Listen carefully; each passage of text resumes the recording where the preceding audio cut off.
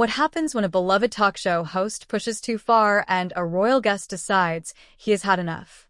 The answer involves one of the most shocking moments in daytime television history. Prince Harry, known for his candid interviews and willingness to speak his truth, found himself in a heated exchange with Kelly Clarkson that would end with him storming off her set. Before we dive into exactly what went down, make sure to subscribe and let me know in the comments what you think really triggered this explosive moment. The Kelly Clarkson Show had been building up this interview for weeks. Prince Harry was supposed to discuss his latest charitable endeavors and his life in California. What started as a seemingly normal conversation quickly took a turn that nobody, including the production team, could have anticipated. Kelly opened the interview with her signature warmth, welcoming Harry to the show with genuine enthusiasm.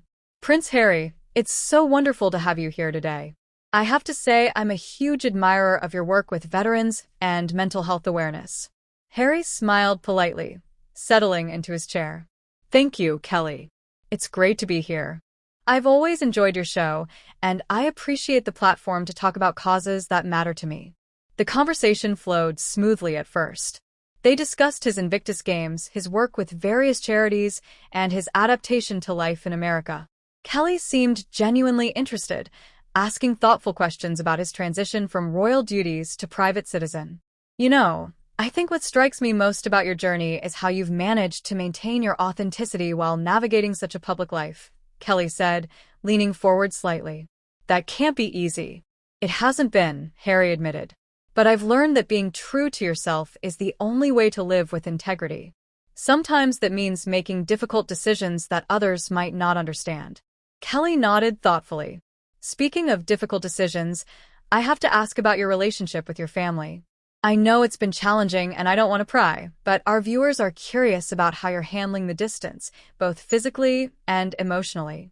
Harry's expression shifted slightly, becoming more guarded. "That's a very personal topic, Kelly. I've spoken about it in previous interviews, and I think I've been quite clear about my position. My focus now is on my wife, my children, and the work we're doing to make a positive impact." "Of course, and I respect that," Kelly replied. "But I think people struggle to understand how a family can become so fractured. As someone who's dealt with my own family challenges, I'm wondering if you ever worry about your children growing up without knowing their extended family." The question hung in the air for a moment. Harry's jaw tightened almost imperceptibly. "My children are surrounded by love, Kelly. They have a strong support system, and they're being raised with values that I believe are important. That's what matters to me." Kelly pressed on, perhaps sensing she was touching on something significant. "But don't you think they deserve to know their grandfather, their uncle, their cousins? Family relationships are complicated, but they're also irreplaceable.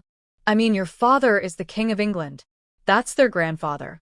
Harry's composure began to crack slightly. "I think you're making some assumptions about what my children deserve or need. I'm their father, and I make decisions based on what's best for them, not what satisfies public curiosity or media narratives." "I'm not trying to create a narrative, Harry. I'm just asking as someone who cares about family connections. Don't you miss having that sense of belonging, that connection to your roots?" The tension in the room was becoming palpable. Harry shifted in his seat, his hands clasped tightly together. "Kelly, I think you're crossing a line here. I came on your show to talk about my charitable work, not to be psychoanalyzed about my family relationships." Kelly, perhaps realizing she was venturing into dangerous territory but unable to resist, continued, "I understand your defensiveness, but I think viewers can relate to family struggles. We all have complicated relationships with our families. The difference is your family dynamics affect an entire nation, an entire commonwealth." "My family dynamics?" Harry's voice rose slightly. "You're talking about my family dynamics as if they're a television show for people's entertainment. These are real people, Kelly. Real relationships, real pain. I know that, and I'm sorry if I've offended you. That wasn't my intention. I just think there's something to be said for forgiveness, for trying to bridge gaps instead of widening them." Harry stood up abruptly, his chair scraping against the floor. "Forgiveness? Are you suggesting that I need to forgive people who have caused harm to my family, who have refused to protect my wife and children?" The studio audience had gone completely silent. Kelly looked startled by the sudden shift in Harry's demeanor. I didn't mean to suggest. I was just no, you were just what? Trying to get a soundbite? Trying to make me break down on television.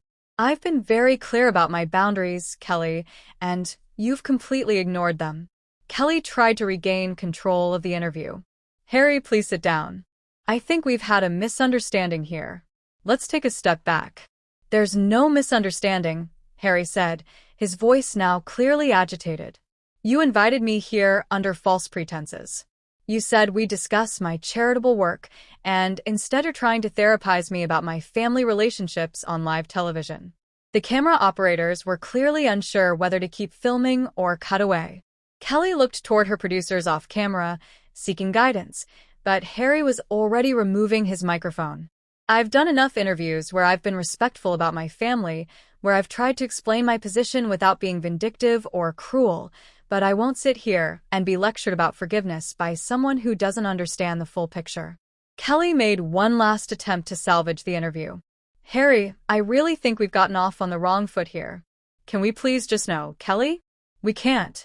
Harry's voice was firm, but Harry wasn't done. He turned back to face Kelly, his microphone now dangling from his hand.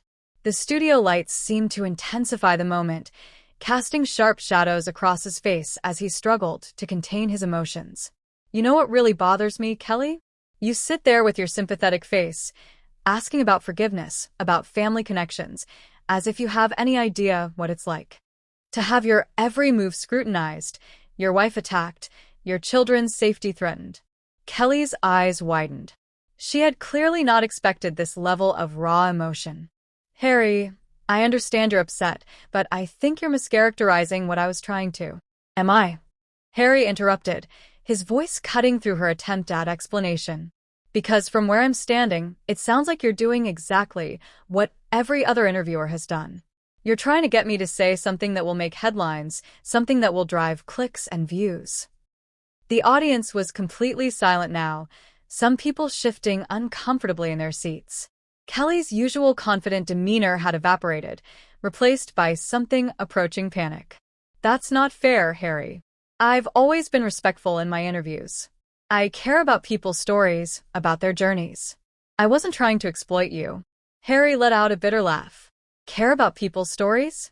You just spent the last 10 minutes trying to convince me that I should reconcile with people who have shown me nothing but hostility. You're talking about my father like he's some innocent grandfather being kept from his grandchildren. I didn't say that, Kelly protested. But her voice lacked conviction. You didn't have to say it explicitly. It's all there in your questions, in your tone, in your assumptions. You think I'm the villain in this story, don't you? You think I'm the one who destroyed my family relationships. Kelly tried to stand, perhaps thinking she could physically de-escalate the situation, but Harry held up a hand to stop her. No, don't get up. Don't try to hug me or comfort me, or whatever it is you're planning to do. I want to finish what I'm saying, because I think your audience deserves to hear it. Harry, please, let's just take a commercial break, and we can what? Reset. Pretend this didn't happen. Go back to talking about my charity work while you secretly plan your next attack. Harry's voice was rising again. Do you have any idea what it's like to love someone and watch them be torn apart by people who are supposed to protect them? The question hung in the air like a challenge. Kelly opened her mouth to respond, but Harry continued before she could speak. I'm talking about my wife, Kelly. My wife who's been subjected to racist attacks, who's been blamed for everything from my family's problems to the weather. And you want to talk to me about forgiveness? I never said anything about your wife, Kelly said quietly. But her words sounded weak, even to her own ears. You didn't have to. It's all connected, isn't it? My decision to leave, my strained relationship with my family, my wife's treatment by the media. You can't separate these things, but you want to pretend you can. Harry began pacing slightly, his energy needing an outlet. You know what the most frustrating part is? Everyone acts like I made these decisions in a vacuum, like I woke up one. Dean decided to blow up my life for fun. Like I didn't agonize over every choice. Like I didn't try everything possible to make it work. Kelly finally found her voice again. I'm sure you did, Harry.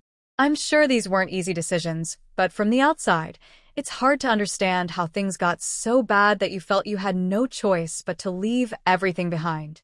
From the outside, Harry repeated, his tone dripping with sarcasm. That's exactly the problem.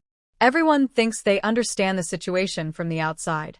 Everyone thinks they know what I should have done, what I should do now, how I should feel about it. I'm not saying I understand everything, but I do think that family relationships are worth fighting for, even when they're difficult. Harry stopped pacing and stared at Kelly directly. Worth fighting for? I fought for my family for years. I fought for my mother's memory. I fought for my brother's respect. I fought for my father's approval. And you know what I got in return? I got silence when I needed support. I got criticism when I needed understanding. I got abandonment when I needed protection.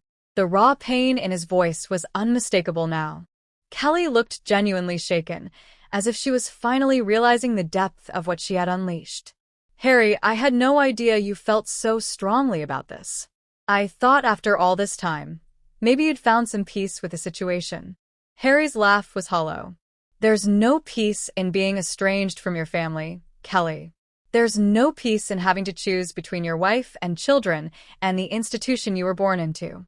There's no peace in being painted as the villain when you're just trying to protect the people you love. Then why not try to rebuild those relationships? Why not extend an olive branch? Harry's expression hardened again. Because olive branches require two people, Kelly. They require acknowledgement of wrongdoing. They require genuine remorse. They require a commitment to change. I've extended plenty of olive branches over the years. They've all been burned. Kelly made one more attempt to find common ground. But surely there's some part of you that misses what you had that wants to find a way back. Of course there is, Harry said, his voice breaking slightly. Of course I miss my family. Of course I wish things were different. But wanting something and being able to have it are two very different things. He looked directly into the camera now, as if speaking to the audience rather than to Kelly. I miss my grandmother every day. I miss the relationship I used to have with my brother. I miss feeling like I belonged somewhere. But I won't sacrifice my wife's well-being or my children's safety for the sake of appearances. Kelly was quiet for a long moment, seemingly processing the weight of what Harry had revealed. When she finally spoke, her voice was softer, more tentative.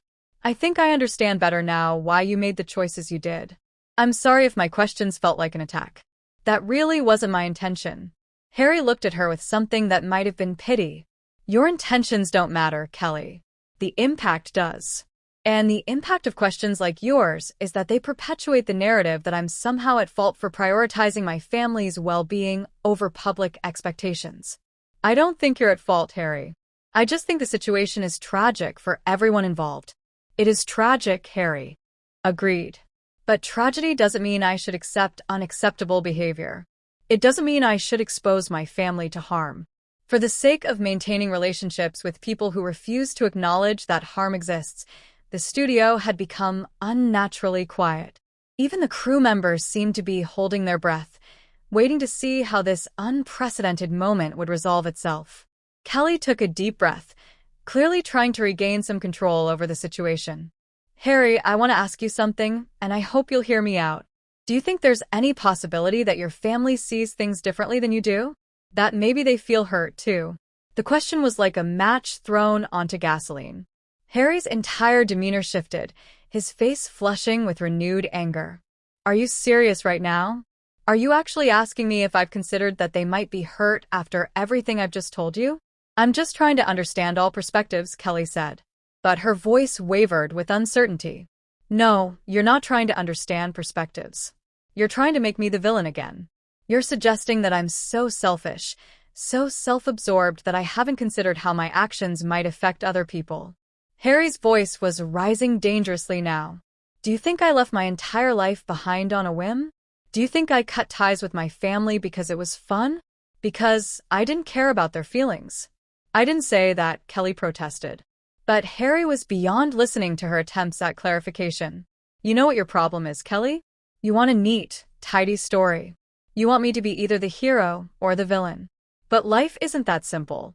You can't accept that sometimes there are no good choices, only necessary ones. Kelly tried to interrupt, But Harry held up his hand again, his gesture more aggressive this time. I'm not finished. You want to know about perspectives? Let me give you some perspective. My wife was suicidal because of the treatment she received. My children were receiving death threats before they could even walk. My family's response was to suggest we should just endure it quietly. The studio audience gasped audibly. Kelly looked genuinely shocked by this revelation. Harry, I had no idea it was that serious. I'm so sorry. Sorry doesn't fix anything. Kelly's sorry. Doesn't protect my family. Sorry doesn't undo the damage that was done by people who prioritized their reputation over our safety. Harry began moving toward the edge of the set, his body language clearly indicating he was preparing to leave. Where are you going? Kelly asked, panic creeping into her voice. I'm leaving. I told you this interview was over 10 minutes ago, but you kept pushing. You kept trying to get me to say something that would make you look good. Something that would make this whole mess seem reasonable and fixable. Please don't leave. We can work through this. I think we're actually getting somewhere important. Harry turned back to face her, his expression cold. Getting somewhere important? You mean getting me to break down on your show? Getting me to provide content for your highlight reel? That's not fair. I genuinely care about your well-being. If you cared about my well-being, you would have respected my boundaries when I set them. Instead, you trampled all over them because you thought you knew better. Kelly stood up now, clearly desperate to salvage something from this disaster. Harry, please. I made a mistake. I pushed too hard. But I think this conversation could actually help people understand your situation better. Help people understand. Harry's voice was incredulous. You think exploiting my pain on television is going to help people understand anything? You think turning my family's trauma into entertainment is some kind of public service? I don't think it's exploitation. I think it's honesty. I think it's brave. Harry stared at her for a long moment, his expression cycling through disbelief, anger, and finally something approaching disgust. Brave. You think what you've done here today is brave? You ambushed me with questions. I explicitly said I didn't want to answer. You pushed me to reveal private details about my family's struggles. You ignored every signal I gave you that I was uncomfortable. And you call that brave. I call it journalism. I call it asking the hard questions that people want answered.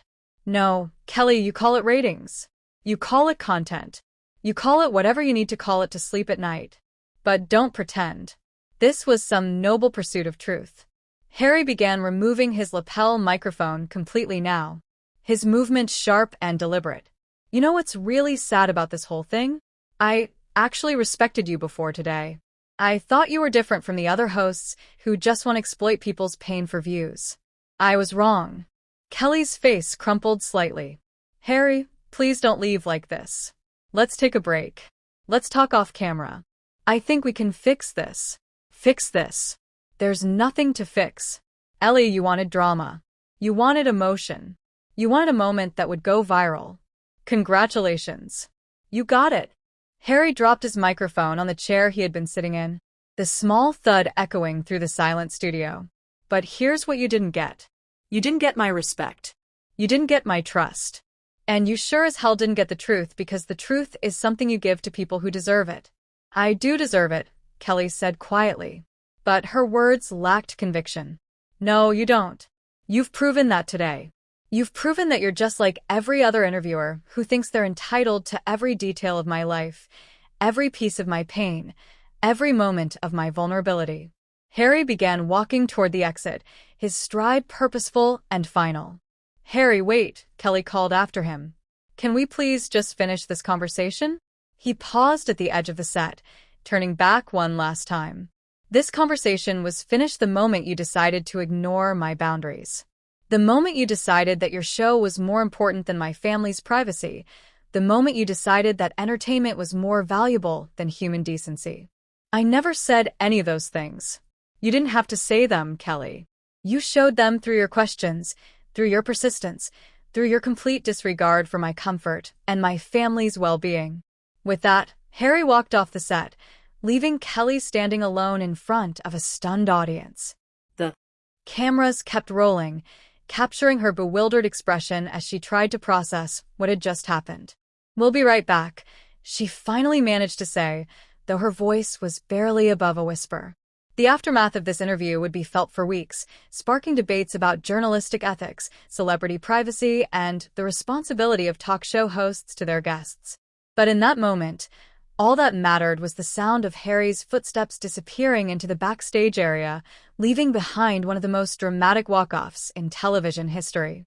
What did you think of this explosive confrontation? Was Kelly justified in pushing for answers, or did she cross a line that should never be crossed? Subscribe for more celebrity drama breakdowns and let me know in the comments which moment from this interview shocked you, though.